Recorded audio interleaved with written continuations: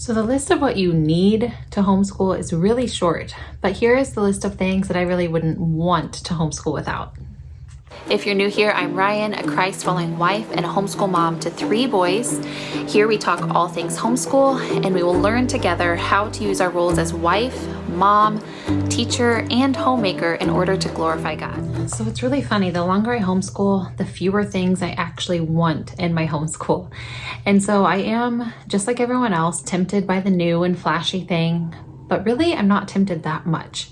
Because I just remember all the times that I've been tempted by something and I go after it and I buy it, whether that be a new curriculum or a certain book or a certain resource or a supply or whatever it is. And I go after it and I use it a little bit, or I use a fraction of the curriculum or whatever. And then it just clutters my house and I get annoyed that I didn't finish it or I didn't use it like I thought I would. So really, new stuff just doesn't appeal to me like it did in those first few years of homeschooling. But I definitely understand the appeal when you see everyone have, something that you're like, oh, that's it. That's what I've been missing. I understand that appeal, but really less is more most of the time. So I have 5 P things that I wouldn't want to homeschool without. I wouldn't say, I guess technically this is a must-haves, but I wouldn't say you couldn't homeschool without these things. These are things that I just always want to invest in every year because they get used and I like them. So I'm going to kind of pair kind of a tangible thing with a conceptual thing, if that makes sense. But here are my 5 things. First P is plan. I love to plan. And even if you don't love to plan, if you're not that type A personality, having some sort of plan is always a good thing, even if it's a reverse plan, even if you're like, I just need to write down what we did today to keep track of it all. And this can be done in any way, but my favorite way currently is the Well-Planned Day Planner, and I've used this for years. However, I did share in a video that we will not be using it next year because they took a lot of the biblical components out of it. I still think it's a great planner. I would still use it if that wasn't important to me, but I just really, really liked that part of it. And so the fact that that's gone, I'm still liking the planner, but I don't love it like I did before.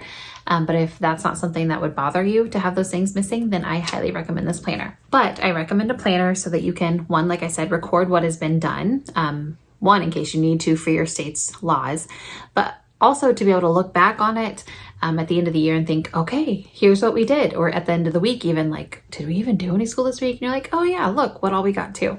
But also just kind of keep your place. How many chapters of that book did we read? And where are we in this lesson? And if you have it all written down, what you've done the day before, then it's easy to pick back up. Also, you can plan ahead. Not everyone's cup of tea, but that is my cup of tea. I love a full planned out week. Now, do those weeks ever go as planned?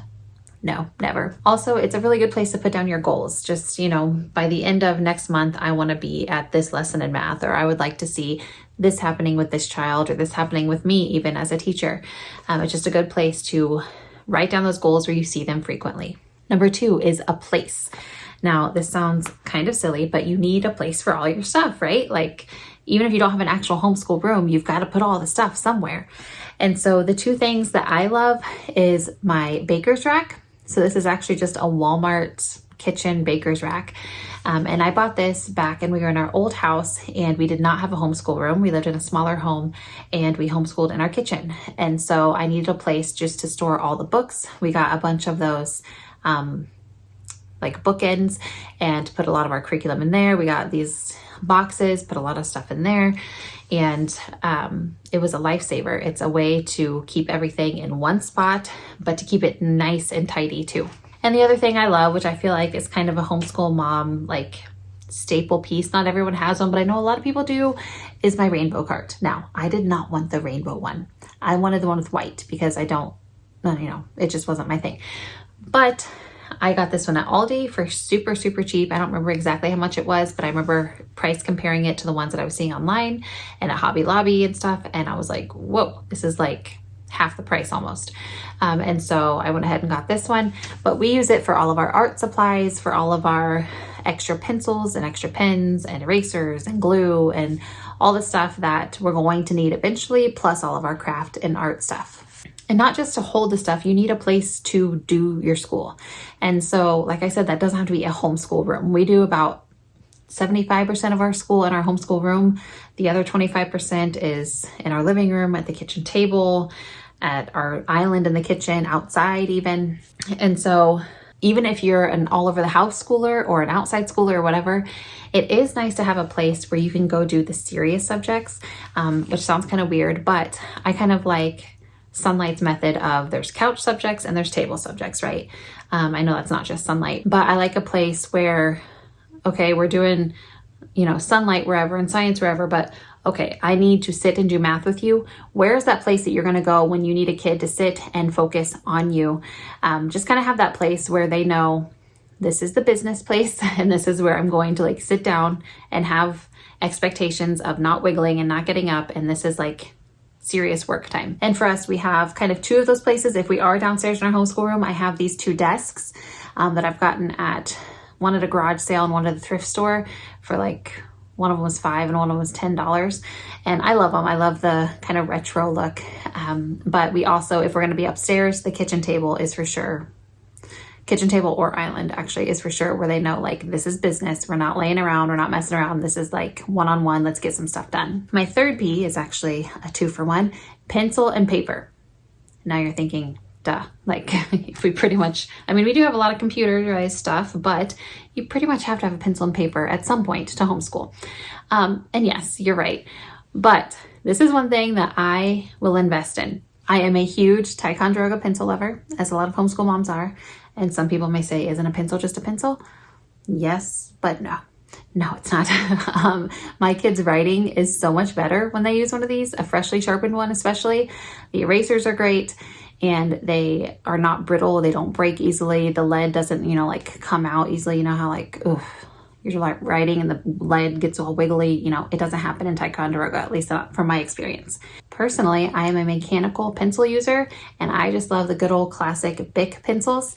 I don't love for my kids to use them because 1, they click them all the time. 2, they don't write the same as I do. And so they break the lead constantly and it drives me nuts. And so those are mostly for mom. Occasionally I'll let them use them, but not very often. But those are just my go-to. I don't like writing in pen that often. I like to be able to erase because I'm a perfectionist.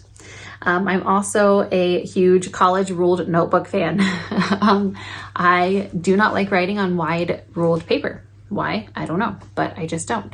And so I can get really far with a college ruled notebook and a Bic pencil. It feels right. It feels right in my hand. I'm also one that I love writing stuff out, even if I don't need to. It just helps me process things. So this could be, that weird neurotic side of me speaking. So my kids also use college or wide ruled single subject notebooks. You can't go wrong with them. They're super cheap and they just use those for math and language arts. Anything that they have to write down, they write it all in that notebook so we don't have a bunch of loose leaf papers everywhere to drive me crazy. And for me, I just always have a notebook for just my brain dump so that I can just have a place where I need to write stuff out, need to process something, where I can just spit it out, put it on the paper, and know where it's at. My fourth is also a twofer, and it's print and protect. So this is technically kind of a cheat, but I want to be able to print at any time. We have a Dell laser printer. I do not print any specific curriculum necessarily. When we did purely preschool and alphabet adventures, we did some printing with them because they're only available as a PDF, but I highly recommend them. But also just single worksheets. Sometimes I want to print off something for them as an extra for math, or I want to make a copy of something as an extra for science or Sunlight or something like that. But I also use it for co-op and a bunch of other things too. But we have a Dell laser printer. And so the laser printers, to begin with are a little more expensive, but you don't burn through ink like I was with my last printer. I've also heard good things about the EcoTank. I've never used one, but I've heard good things about it. So we just got a used refurbished Dell and it has done great for us. And then I love my little $20 cheapy Scotch laminator. I don't laminate a ton, but it is really nice that I have that option. We laminate our chore charts. I sometimes will laminate something for preschool, especially if we have little games or something that we're going to be reusing over and over again. And when we do our calendar time and stuff like that, it's nice to just have that at my fingertips. And again, we'll probably use it for co-op this year too. And both of these things are fairly economical. Again, the Scotch is super cheap. The Dell, I don't know how much it retails for like brand new, but because it's a laser printer, it's super economical that way. And they're both super user friendly. Like I'm not a super techie person. I've never had a problem with either one of them. And this fifth one is purpose. You have to have a purpose in each of your homeschool days. And that sounds kind of like silly and very conceptual. But one way that we choose to do this is to have a solid Bible time every day where we are just reading God's word. Now you can obviously have a curriculum too, whatever you choose for that, but just a time where we are just reading God's word is so important for us. As far as curriculum, we do use whatever Sunlight provides for each year. We also use Apologias, the Who Am I series, just to kind of learn about what we believe and why we believe it and how that compares to what other people believe. I think that's really cool to look at. But also we use a catechism. We've used a couple different ones over the years and just various other books that we go through.